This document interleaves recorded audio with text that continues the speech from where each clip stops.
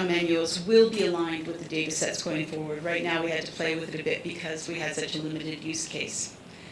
So from this first experiment in Holland, and what we're finding in Zurich and also in Ghana, is that there's a limited degree of policy integration. The incumbents are the National Sustainable Digital Champions, and fintech innovation on green challenges is very, very limited. And in Holland in particular, each country will have its own flavor. So in Holland, it's circular economy and agriculture. And in Switzerland, it's going to be a very different matter, but I haven't verified that yet. And the platforms with a sustainable mission are growing fast, but again, not being integrated. And the rollout of this is going to be actually continuing right now. We will be doing a prototype test with Switzerland and Ghana that will be augmented, that will augment what's already happened with Holland. And the additional demonstrator will be done through a systemic sort of verification process, and we'll be adding additional countries and data partners. Now, what I mean by data partners, what we found right away is that for one of those data sets, it's going to be very cumbersome. It's okay if you're a small country, but if you're a big country like China, being able to do that type of indexing would not be manually viable. So we're working with, we're in discussions with Google and Microsoft to actually get them in to do sort of algorithmic searches for specific components so that we can do part of that data harvesting very much automatically. So this is one side of the approach that we'll be taking going forward, and that will be able to happen globally as well. And we're going to be adding additional countries as well. Right now we're in discussions with Germany, which wants to scale it up, Spain, a number of African countries going forward, and we're very much open. This just literally happened in the last few weeks. And the launch, of course, has to align with the task force. So we're going to be launching the whole global index in Q2 of 2020 when the task force actually publishes. But it will be iterative and ongoing. Again, this is very much a growing landscape and growing process. And the scaling of this has to be iterative. We have to actually adjust it going forward. And so if you or anyone actually is interested in participating, we're looking for additional partners of all sorts and shapes and sizes. I was going to do a survey, but we started late and it's now, I believe, over time. So first, I just wanted to do the first question here. Are SDGs and climate commitments in place at a country level where you're working or located? A show of hands. Signed on to the Paris Agreement, putting commitments in place to actually happen. Are there also key regulations advancing digital finance and innovation? Is there a landscape there? Wow, okay. Is there any green sustainable development in climate innovation happening on an innovation level? Okay. And do you know of actual businesses operating on green fintech itself? Yeah, great. I would love to hear from you. How many know fintech initiatives that are happening? How many, the green side? So again, we still have that divide. This is a big problem. So yeah, I think we have some work to do. And if you're interested in participating in this, and if you're also interested in that nexus between digital finance, these are the areas we're engaging right now, all 1.5 of us. And I would ask you to subscribe to our newsletter, check our indexing program. We're open to comments and to partners and to contributions. And we also are looking for partners for our blockchain pilot toolbox, and we're open to, we're actually scaling up the green behavior side of things with the Ant Forest. And we're actually just launched a challenge for, if you know anyone working on biodiversity, mapping biodiversity. We actually want to do global index on biodiversity, and we have a small reward or challenge-based approach with a micro grant of $10,000 for a couple of initiatives. So again, it's about getting people on the ground to contribute their data to us.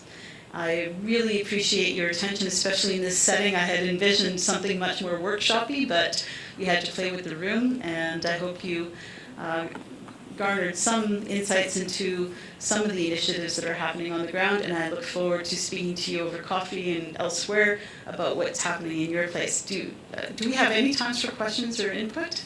Yes? Great. Questions? Comments?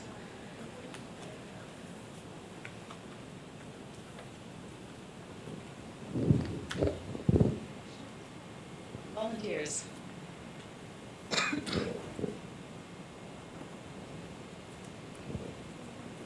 Just trying to distill, some of the key elements that you were sort of pointing to as inflection points that really need to be focused on. One of the things seems to be authentication of real-world data. This is something that we work on, and I think it's sort of a systemic problem within blockchain communities, because as you said, there's this immutability problem. And if you're hashing the wrong data onto blockchain, you're sort of stuck forever. Yeah. So from your perspective, is that really one of the key elements in terms of creating a financial instrument that has credibility, that type of verification process? I mean, do you feel that that's one of the key limiting factors? Absolutely. I absolutely agree. What organization are you with? Vitro Technology. Okay. Yeah, absolutely. And I think because up until now, the technology has been purported as, with this immutability, and that notion that technology is unbiased and neutral and error-free. It's total fallacy, and this is the type of error that will be built in. So if we can address that and have that much more focus on interoperability and vetting of the data going in and of the technologies, the calibration of the sensors, the calibration of all of the integrated technologies, this is absolutely essential, because without it, we can't build.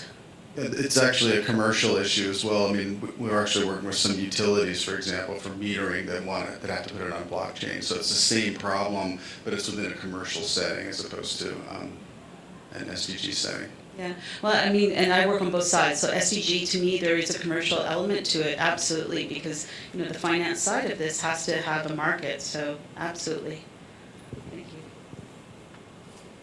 Any other questions, comments? Yes. Thank you very much. This question will be at a much lower level, but I'd be curious to hear you provide an example of what could be an interesting, what could be a green bond in this case. For example, with solar, taking the example of solar, with IoT, where does it come into play?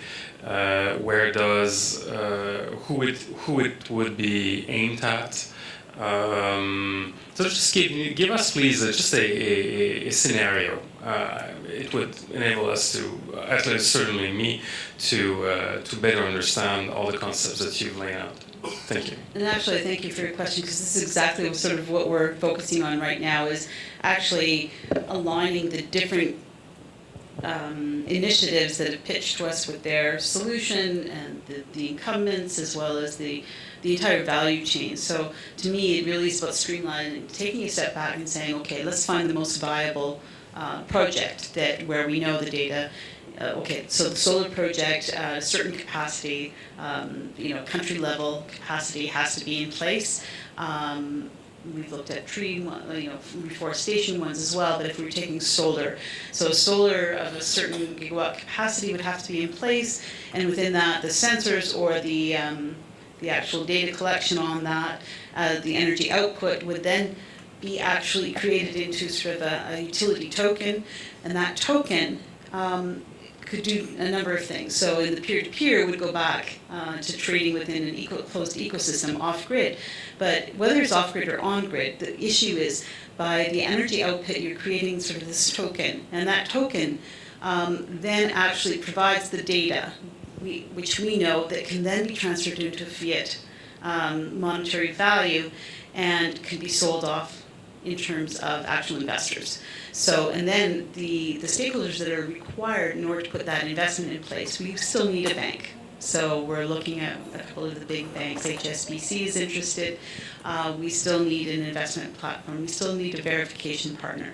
So you still need all of the incumbent players in place, but what we're doing is helping them to overcome and streamline the process. So making it much faster. So instead of a year or 2 or 3 putting in place, instead of $100 million to put it in place, it's going to cost maybe $300,000 this first instance just to put the network in place, and then that would be able to scale up. So actually, one of the demonstrators we've done on solar, not directly into green bonds, only cost $50,000 to put in place in terms of the verification, and now that can actually be plugged in to the actual trading, and instead of renewable energy certificates, that would then go into the bond investment capacity. And the finance side is where my colleague would take over and say, okay, these are the incumbents we need in place, these are the processes, these investment mechanisms, and this is how it would operate on the individual basis. We probably wouldn't go down to the individual level at this stage, but it would be a sort of a working group. So you would need, yes, your provider, your solar infrastructure, your NGO, your certification and verification body that have calibrated the sensors, and then on the financial side, you need still all of the incumbents in place. We're just helping that process speed up, become more accessible, and much more flexible. Then we can scale that whole process up, and it gets to the point where you can actually say, right, do we actually still need all of these actors in place? So the first point is just demonstrating that it can be done.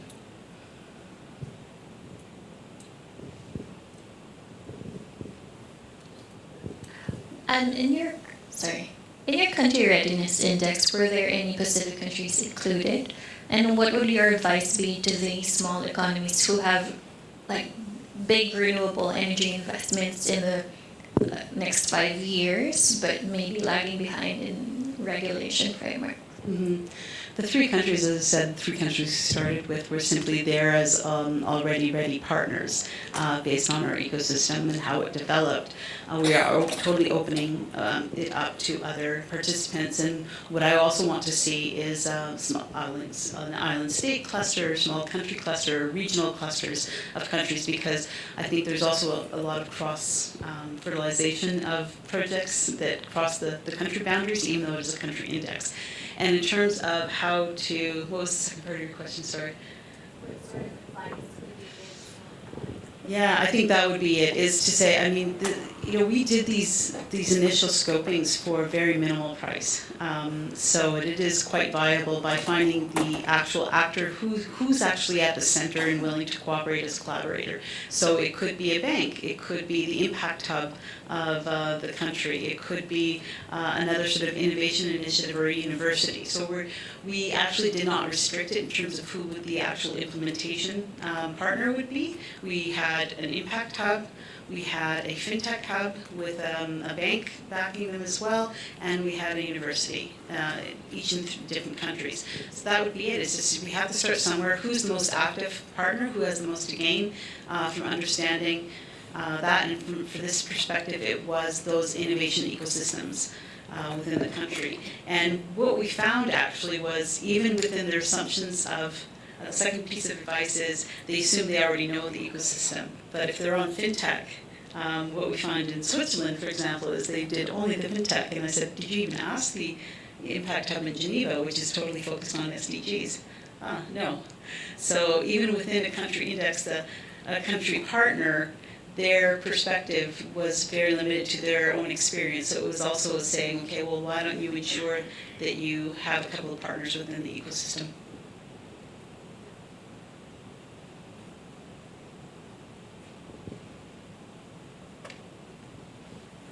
Those are actually the recommendations we have to build out. What are the lessons learned in doing this process? It's not just about providing a tool.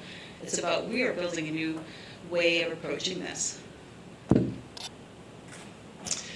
Yeah, working at ADB Financial Sector Group, focusing on disaster insurance and insurance, I wondered actually if you're partnering also with the insurance industry. I saw at the very beginning a slide where you said, well, insurance industry has 30 billion of assets to invest, so they're coming in as an investor.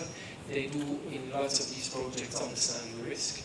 So how can they, are you discussing with the industry how they could help how to bring their added value into making these emerging financing tools. That's such a great question, and I wish the answer was yes, directly.